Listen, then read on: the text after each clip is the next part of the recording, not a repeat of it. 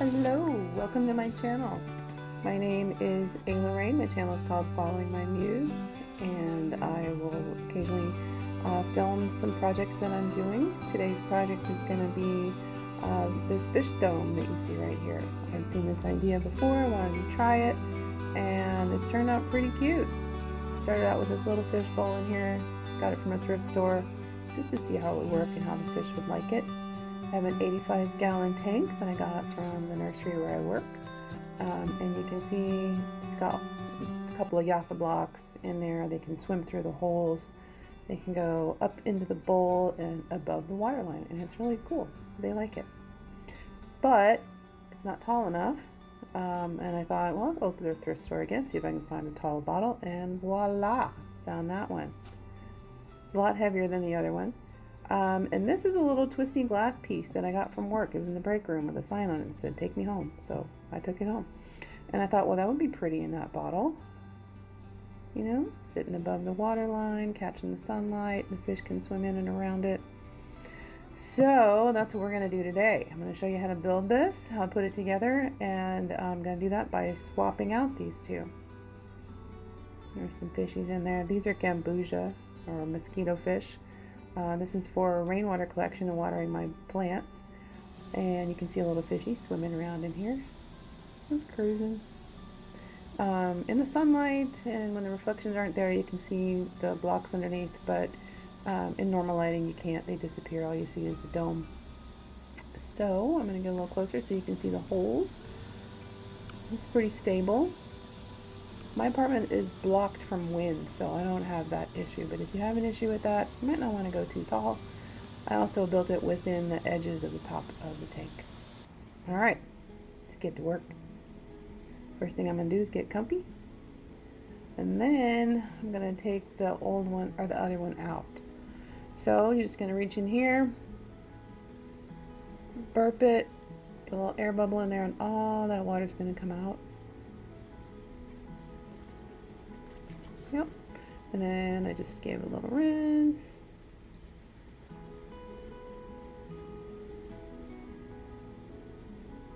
And I'm just going to take these out and then start the whole process. I'm going to clean a little bit in here, rearrange and kind of configure, and then I'll put it all back together. I got these Jaffa blocks at Walmart. They were $1 and some change. They're light duty. Open on one side, of course, little box. And I'm just going to stack them up. Okay, so here I'm just going to size it for fit. The opening on this bottle is smaller than the opening on the other as a size comparison. So I'm a little concerned about the holes getting too blocked, but we'll see what happens.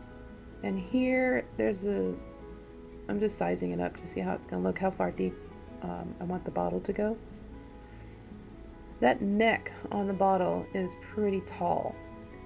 My only concern is the holes. How many are going to be exposed? Looks like plenty. Yep. And then we're going to put the glass piece on. Ooh, I'm going to stack these. Before I had them both open sides down. This time I'm going to put both open sides together, and the fish can have that big chamber to go through, and the bottle can rest on top. Yep. There we go. And it's my day off. I didn't feel like going anywhere. I need some zip ties. I didn't feel like going to Lowe's, so I'll get those on my way home from work another day. But I'll lock all that in place when it's ready. Looks like it fits. Checking the water line. Is it going to go below it? Remember, the water line can't go below the edge, the opening of the jar. The water will all come out. Alright, now what I'm showing you here is the big swoop on the bottom. It doesn't go straight through the jar. I have to put it in there, but it's a thing, so you'll see. Alright, so securing the twisty glass piece to the box. Fortunately, there's a spot right there on the box that exactly fits the flat spot on the twisty glass piece. So all I have to do is figure out how to keep it from wobbling.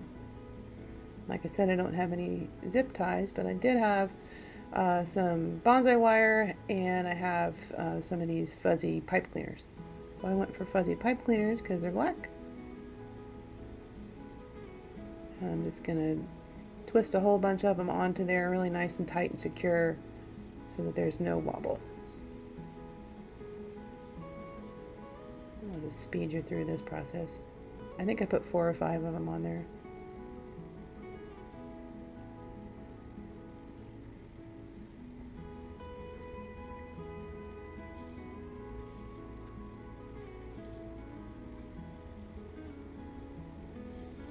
Little fishies are swimming around the pond.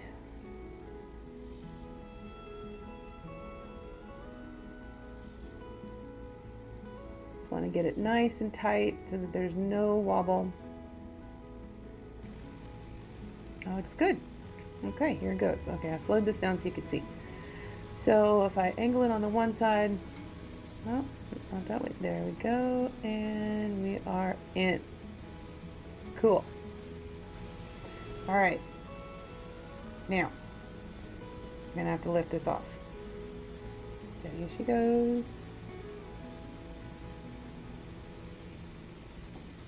First transport successful. Okay, let's get the bottom in. All I'm going to do is place it in here. Before I had it in the middle, this one I'm going to have off to the side.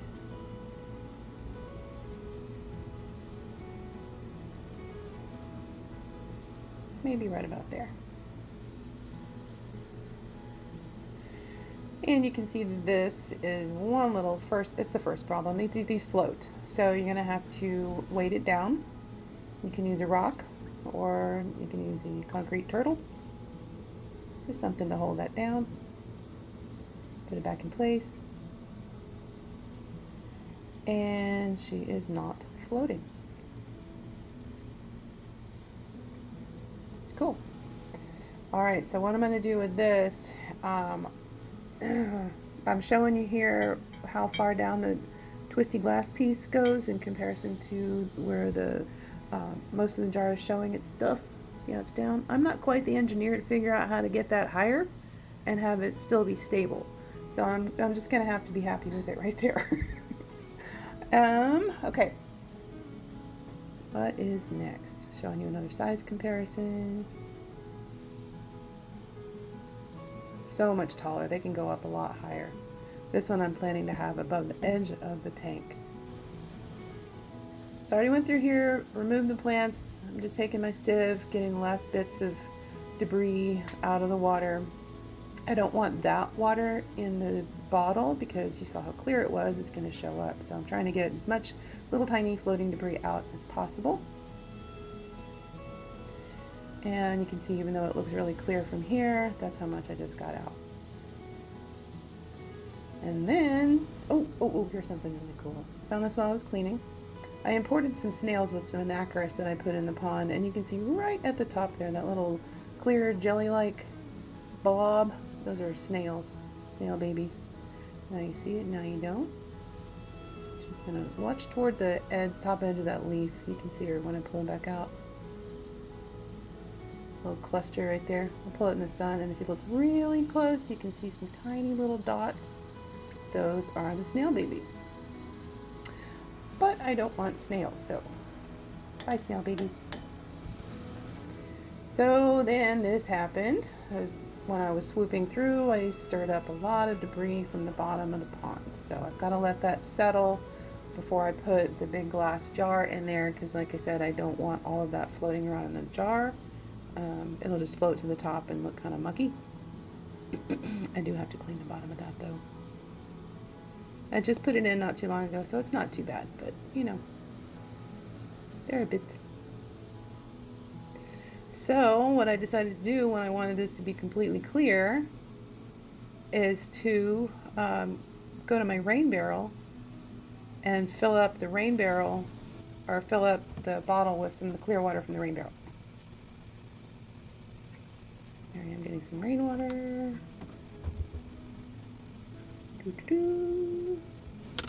Okay, now this is the tricky part. I have to flip this over and fill it with water. So, step number 1, get comfy. And then say a little prayer. I'm going to hold on to the ties at the bottom. Being very careful not to drop that glass piece. It could very easily break if it crashes into the bottle. But it's very secure. I'm still being careful. There we go. Oop, clunk. Okay. Hallelujah. Now I gotta get water in the bottle. Not that way. Gonna get a funnel, pour it in there. Try not to drip too much. My neighbor downstairs, just trying to be considerate. I'm gonna fill it all the way up to the tippy top, because I'm gonna lower this into the water and I don't want any of that debris-filled water in the bottle. Okay. Putting it right there. Now, want you to know this is very heavy. I'm going to lower it into the water and I'm going to flip it over in the water. So when you flip it over in the water, you want to make sure the top edge of that bottle doesn't go above the surface of the water like I did right here, because you'll get an air bubble in there. It's all good. Get the air bubble out. Keep that edge below the surface. Lower and flip. Clean water. So this one is very steady, very careful. It's very heavy. The suction in that tank is very strong. So you're going to lift, not above the water line, onto your base. Don't let go until you're sure that you're secure. Like I said, I'll get zip ties to lock all this in later, but it's good for now.